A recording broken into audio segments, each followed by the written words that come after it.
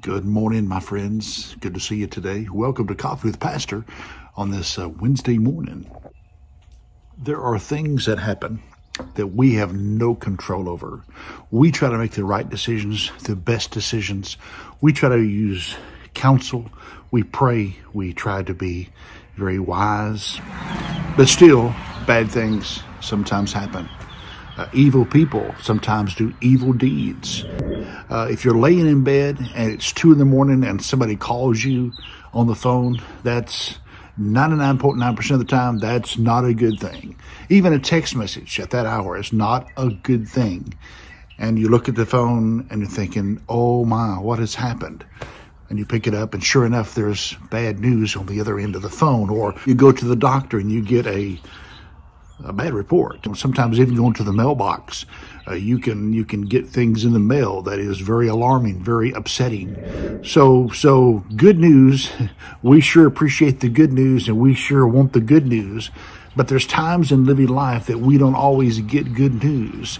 Sometimes devastating news, bad news, horrific news that comes to us that we just don't want to hear.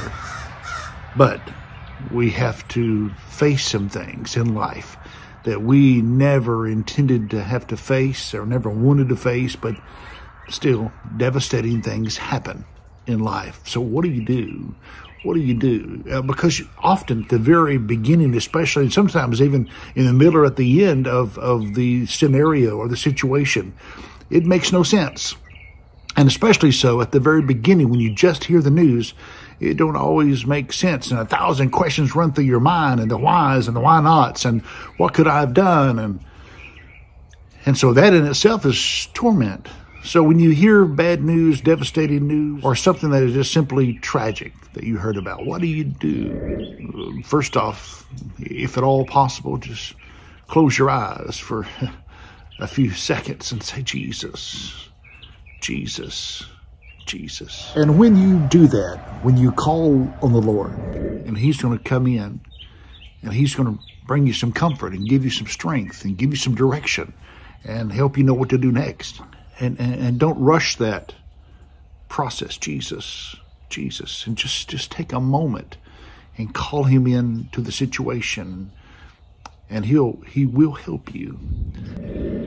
And then secondly, it's important that when you get bad news or you're going through troubling times to get around some encouraging people, some people that are there to support you, people that are there that love you, people that understand where you're coming from and what you're going through. It's important to surround yourself with those kind of people. Hey, call your pastor, call your best friend, call your mama, whatever you need to do to surround yourself with people that are going to support you during this time, whatever it involves. You gotta have people around you. I know that some people, they simply want to run and they want to be by themselves, and everybody's different. But if you can force yourself to not be alone during devastating times, you'll end up being a whole lot better and healthier, and you'll get through that process or that situation a whole lot better if you're surrounded by those people that are there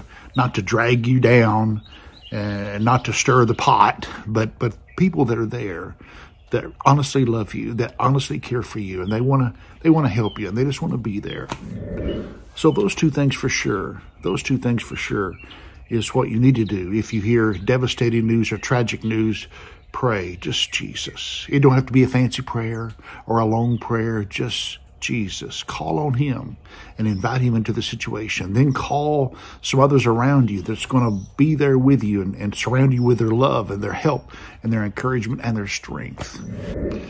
Hopefully today you'll have all good news, but there's a chance, because you're living life, that something bad may happen. And if that does, just know you have options. You have options. And you have help and strength that await you if you call on it. God bless you, friend. Have a great day. Appreciate you. Thank you for watching Coffee with the Pastor.